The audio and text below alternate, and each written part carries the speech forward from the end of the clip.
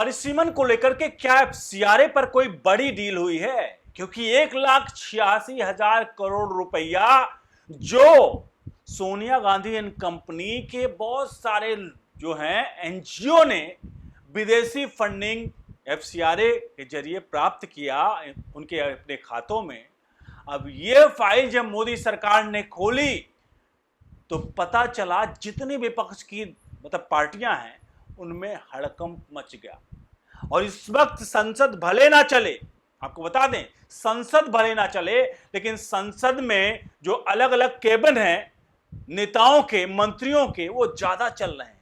क्योंकि संसद अगर चलेगा तो एफसीआरए पास होगा, एफसीआरए बिल पास होगा तो पता चला जितने फंडिंग आए हुए हैं पिछले कुछ सालों से, ये जो अमेरिका फंडिंग कर रहा है भारत में पर एफसीआरए के नाम पर, असल में वो देश को कहीं ना कहीं खंड खंड करने की बड़ी कुत्सित साजिश सीआईए और डीप स्टेट के द्वारा कुत्सित साजिश रची गई। और अब वो साजिश एफसीआरए के जरिए जब पर्दाफाश होने जा रही थी तो जो लोग इसमें संलिप्त थे, ध्यान रखिए मैं नाम ले रहा हूं, राजीव गांधी फाउंडेशन पर गाज गिर चुकी है, लाइसेंस कैंसिल हो चुका है, लाइसेंस कैंसिल होने के साथ साथ इसके खाते फ्रीज हो चुके हैं।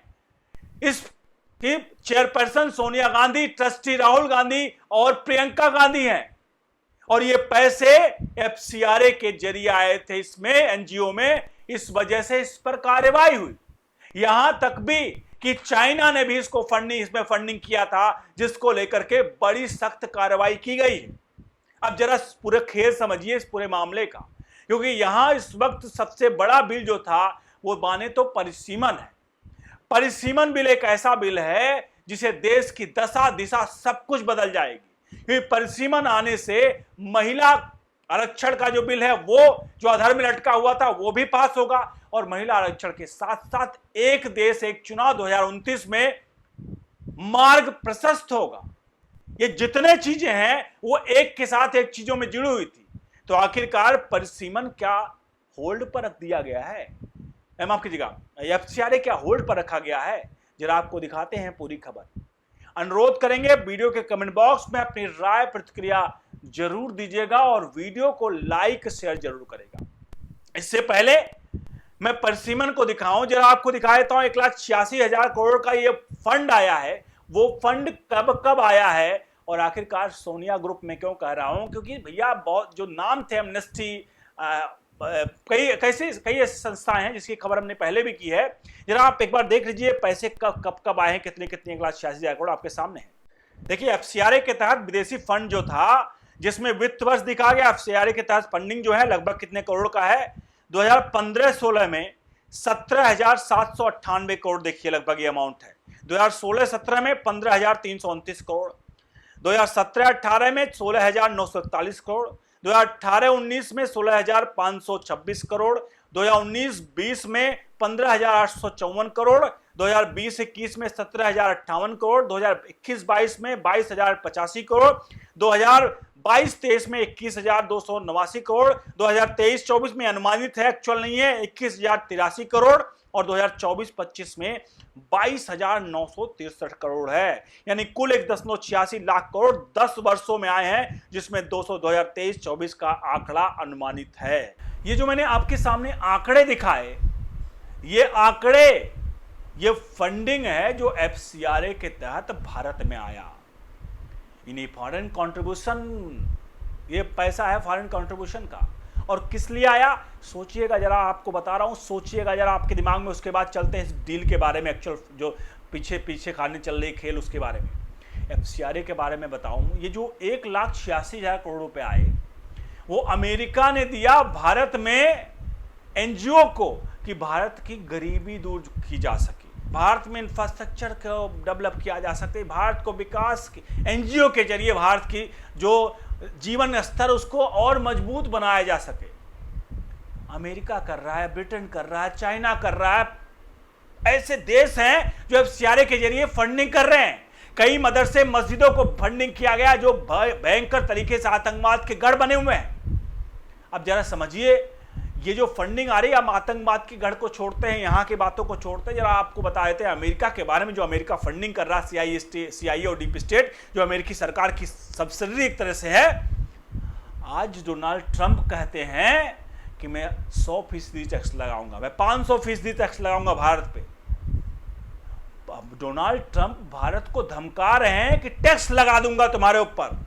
भारत की तरक्की अगर डोनाल्ड ट्रंप को देखनी थी तो CIA और डीप स्टेट क्यों NGO को फंड कर रहे हैं भाई? चुपचाप सीधे कहते हैं कि अमेरिका सपोर्ट में है भारत को, और 1,86,000, उदाहरण के तौर पे कह रहा हूं, 1,86,000 करोड़ का फंड दे रहे हैं, सीधे हम सब्सिडी दे रहे हैं आपको, हम आपको डेवलप करना चाह रहे हैं, आपके जीवन को और आधार को मजबूत बनाना चाह रहे हैं, तो हम सीधे तौर पे आपको सब्सिडी दे रहे हैं। किसमें सब्सिडी दे रहे हैं? आपको जो आपका टैरिफ लगा रहे हैं, हम टैरिफ को शून्य करते हैं अमेरिका। तब समझ में आता था कि अमेरिका हमारे हित के लिए काम कर रहा है। राहुल गांधी विदेशी यात्राएं करते हैं, उनकी फंडिंग कहां से आती है? जब उनकी इनकम उनकी विदेशी यात्राओं के खर्च को ओवरलैप मतलब क्रॉस कर गई तो पैसे कहां से आ रहे हैं? और राजीव गांधी फाउंडेशन सबसे बड़ा उदाहरण है कि राहुल गांधी और कांग्रेस पार्टी पैसे विदेशों से आए, उसका लाइसेंस कैंसिल है। सोनिया गांधी चेयरपर्सन और ट्रस्टी राहुल गांधी, प्रियंका गांधी। और आप कह रहे हो कि अमेरिका हमारे हाथ में हाथ मिलाकर, कंधे से कंधे मिलाकर NGO के जरिए भारत का उत्थान करना चाह रहा है। अरे भारत का उत्थान नहीं करना चाह रहा है। अमेरिका और CIA डीप स्टेट का काम होता है कि जिस देश में सरकारें उनके हिसाब से काम ना करें, अगर हिसाब से काम करें तो सरकार के साथ खड़े हैं, अगर उनके हिसाब से काम नहीं कर रहे हैं तो विपक्ष को साथ में लेते हैं। विपक्ष साथ नहीं काम कर रहा है तो वहां पर पत्रकारों को खरीदते हैं। पत्रकार काम नहीं कर रहे हैं तो NGO के जरिए, हालांकि पत्रकार या विदेश जितनी विपक्ष की पार्टियां उनके भी NGO बने हुए हैं, उनके जरिए फंड भेजा जाता है, देश में अराजकता फैलाने का काम किया जाता है, धर्मांतरण किया जाता है बड़े बड़े स्तर पर। और यही अमेरिका FCRA के जरिए और कई देश कर रहे थे, जिसको लेकर के भारत सरकार, मोदी सरकार FCRA का कानून जब लेकर आ रही थी तो पता चला सोनिया गांधी, राहुल गांधी, जितने भी विपक्षी दल हैं मैक्सिमम, वो बिलबिला गए। MK स्टालिन परसीमन को लेकर के चुप बॉल कर काट रहे थे। अब सवाल जरा खेल समझिए। जो खबर आ रही है, लोग ये बता रहे हैं कि परसीमन, चूंकि FCRA आने से सीधे तौर पर इनके जो पर है वो कुतर दिए जाएंगे। परसीमन तो ठीक है, अभी 2029 में होगा, चुनाव होगा, देखा जाएगा, जीतेंगे, बवंडर मचाएंगे। तो परसीमन, इन लोगों को अब लग रहा कि परसीमन तो छोटी चीज है, लेकिन अगर FCRA आ गया तो भैया FCRA बड़ा घातक है। तो सुनने में आ रहा है कि भैया MK स्टालिन, कांग्रेस पार्टी भी अब चुप, थोड़ा शांत पड़ रही है परसीमन को लेकर के कि भैया परसीमन आने दो ना, पता लगा FCRA आ गया तो ऐसे हम फंसे हुए हैं, और उसके बाद FCRA आने से तो हमारी पूरी कल ही खुल जाएगी। अभी जो हमारे पास बचे हुए हैं उस पर भी कंट्रोल पूरा सरकार का हो जाएगा, जो हमने FCRA फंडिंग लिया इधर उधर से। ये पूरी खबर जो आ रही है अभी सुनने में आ रहा है कि शायद स्पेशल सत्र बुलाया जाए, क्योंकि ये भी हो सकता है इसमें ही पास हो, लेकिन स्पेशल सत्र बुलाया जाए। और स्पेशल सत्र बुला करके परसीमन को कुछ चंद दिनों में ही प्रयास करा करके FCRA को होल्ड कर दिया जाए, क्योंकि अगर FCRA आ गया तो हमारे देश के कई ऐसे राजनीतिक दल हैं, नाम नहीं लूंगा, आप खुद कमेंट बॉक्स पे दीजिए कि आखिरकार कांग्रेस पार्टी FCRA का विरोध क्यों कर रही? भाई क्यों कर रही है? सरकार थोड़ी कह रही है FCRA बैन कर रहा हूं मैं, पैसा नहीं लेना है वगैरह, कुछ नहीं करना भाई। सरकार कह रही है आपके पास पैसा आ रहा है FCRA का, फॉरेन कंट्रीब्यूशन आ रहा है, तो उसके लिए सिर्फ हम ये कह रहे हैं कि आपको पैसा कहां से आ रहा है, कौन दे रहा है, किस काम के लिए दे रहा है, पैसा आया तो आपने अपने पास लिया तो किस काम में लगा, किसके हित में गया, वो सारी चीजें ट्रांसपेरेंट हो जाएं। यही FCRA का नया कानून कहता है। इस कानून में सीधे तौर पर ब्रांच दिल्ली में एक अकाउंट खुलेगा जिसमें पैसे आएंगे, उस पैसे का देखरेख सरकार की तरफ से भी होगा। अगर कुछ गलत करोगे तो पूरा सरकार के अंडर में आ जाएगा। यही कानून है।